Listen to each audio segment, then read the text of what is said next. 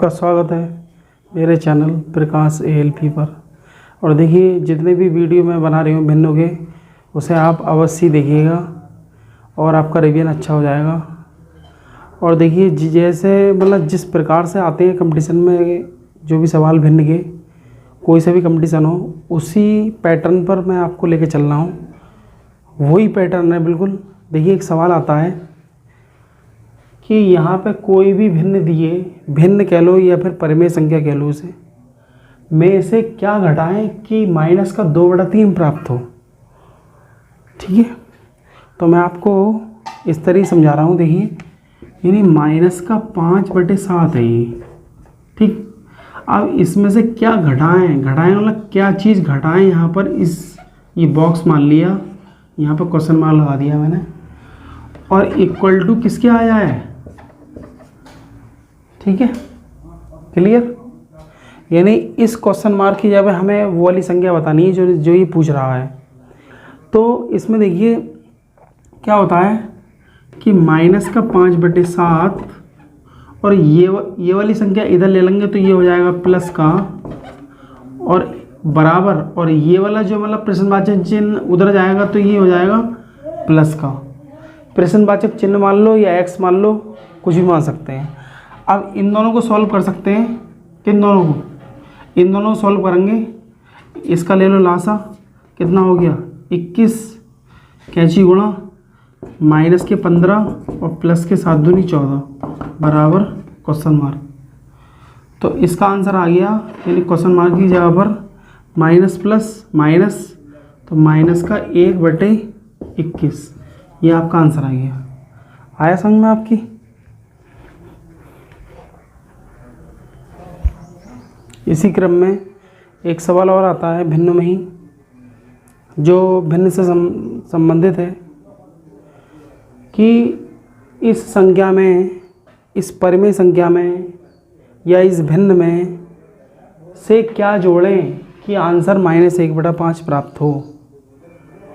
इससे पहले जो सवाल कराया था उसमें क्या घटाएं, इसमें क्या है क्या जोड़ें कि आंसर ही आ जाए। दोनों की पोजीशन अलग अलग है, दोनों सवाल आते हैं, दोनों सवाल पूछता है। देखिए,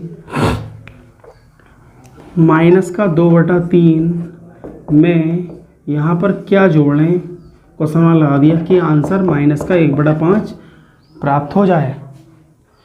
तो देखिए, अब हम क्या करेंगे, क्वेश्चन मार्क को यही रखो, इक्वल माइनस का 1/5, और ये वाली संख्या इधर आ जाएगी तो ये हो जाएगी प्लस की। यानी किसी भी संख्या का जब हम पक्षांतर करते हैं तो वो संख्या अपना चिन्ह बदल देती है, अपना चिन्ह बदल देती है। माइनस का प्लस हो जाता है, प्लस का माइनस हो जाता है। अब देखिए, अब क्वेश्चन मार्क जो हमें बताना है, इसका लासा ले लो 15। अरे 5 और 3 का लासा क्या होगा? 15 ही तो होगा, हरों का लासा। लासा वो संख्या होती है जो मतलब दोनों के टेबल में आए, दोनों के पहाड़े में आए और सबसे कम से कम हो। तो अब इसकी क्रॉस कर दो, माइनस का 3, 5 दूनी 10। तो इसका जो क्वेश्चन मार्क का जो ये पूछ रहे हैं आंसर आ जाएगा माइनस प्लस माइनस 7/15। ये आपका आंसर आ गया। आया समझ में? अब इस सवाल में देखिए, आपको जितने भी भिन्न दिए हैं, 4 भिन्न दिए हैं आपको, और इसमें आपको विषम भिन्न छांटना है, यानी विषम भिन्न के बारे में बताना है। और ये सवाल पूछा गया था एनटीपीसी 2016 में। ये सवाल एनटीपीसी 2016 में आया था। ये सवाल एनटीपीसी 2016 में पूछा गया सवाल ही। इन भिन्नों में से यानी विषम भिन्न छांटना है। विषम का मतलब होता है जो सभी से अलग हो। ठीक है, अब देखिए 15/20, 48/60, 21/28, 75/100।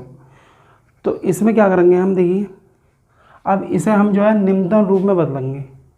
कैसे?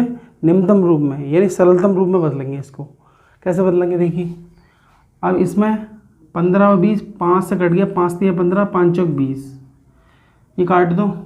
ये किससे कटेगा? 12 चौक 48, 12 पंजे 60, ये काट दो। 7 3 21, 7 चौक 28, ये काट दो। 25 3 75, 25 चौक 100। अब देखिए आपको दिख रहा है कि इसमें भी 3/4 आ रहा है, इसमें भी 3/4, इसमें भी 3/4, लेकिन इसमें 4/5 आ रहे हैं। इसका मतलब ये वाली भिन्न जो है क्या होगी, विषम भिन्न होगी, यानी 48/60 इसका क्या है, आंसर है। आया समझ में?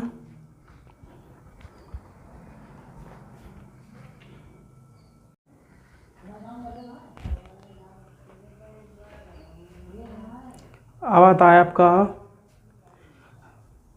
भिन्नों पर आधारित जोड़, घटा, भाग और गुणा, और ये सवाल भी पूछे जाते हैं। और देखिए मैं आपसे आग्रह करता हूँ, रिक्वेस्ट करता हूँ कि आप मेरे चैनल को सब्सक्राइब करिए, लाइक करिए, ठीक है, और भी वीडियो के लिए शेयर कीजिए ताकि आपको नोटिफिकेशन मिलता रहे और मेरा आत्मविश्वास बढ़े इससे, और मैं आपकी सेवा में इससे और भी अच्छे वीडियो डालूं आप अगर चाहते हैं जब, तो इसलिए मेरे चैनल को सब्सक्राइब करिए, ठीक है। अब देखिए अब आता है भिन्नों का जोड़, गुणा, भाग, घटा पर आधारित प्रश्न। तो देखिए जब सबसे पहले मैं लेता हूँ कि भिन्नों का जोड़ यानी सम ऑफ द फ्रैक्शंस, ठीक है। तो सम ऑफ द फ्रैक्शन जो है मतलब 3 तरीके से निकलता है, 3 तरीके से। एक तो देखो ये सवाल लिखा है मैंने, एक सवाल ये है, एक सवाल ये है। इस सवाल में ये जो सवाल है इसमें हर समान है, ये सवाल है इसमें एक तो मतलब भिन्न का रूप है और एक क्या है, सिंगल संख्या है यानी पूर्णांक है, ठीक है, पूर्ण संख्या है, और इसमें हर अलग अलग हैं और ये भी भिन्न है दो। तो तीनों का पैटर्न अलग अलग है, तीनों सिखा दूंगा आपको, एकदम समझ में आ जाएगा। देखिए इसमें क्या होता है कि अगर किसी भी भिन्न के हर समान हो तो जोड़ने और घटाने में हर को सेम लिखकर ऊपर वाली संख्याएं घट जाती हैं, जुड़ जाती हैं। देखिए अब इसके सबसे पहले देखेंगे इसके हर कैसे हैं। हर इसके सेम है, इक्वल है, तो हर को लिख देंगे एक जगह, ठीक, हर को लिख दिया एक जगह, कितना 4। अब ये वाली संख्या इससे जुड़ जाएगी यानी 1 + 5, इसका आंसर आ जाएगा 6/4, ठीक।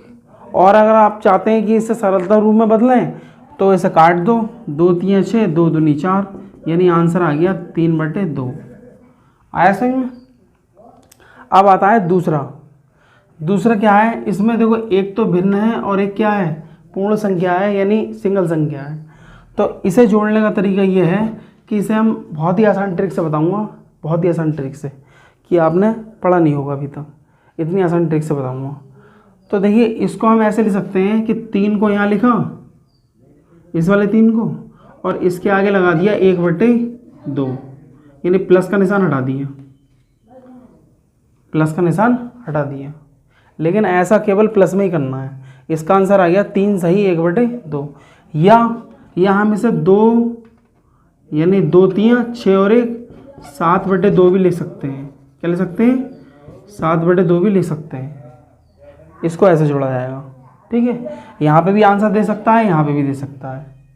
ये इसका आंसर आ गया। अब इधर को आ जाओ, इसमें हर अलग अलग है, तो हर जब अलग अलग होते हैं तो हमारे पास 2 तरीके हैं, या तो इनके हर समान कर लें या इनके हरों का लासा ले लें, 2 तरीके हैं। तो देखिए हर समान करके भी सही है सवाल और हरों का लासा लेके भी सही है।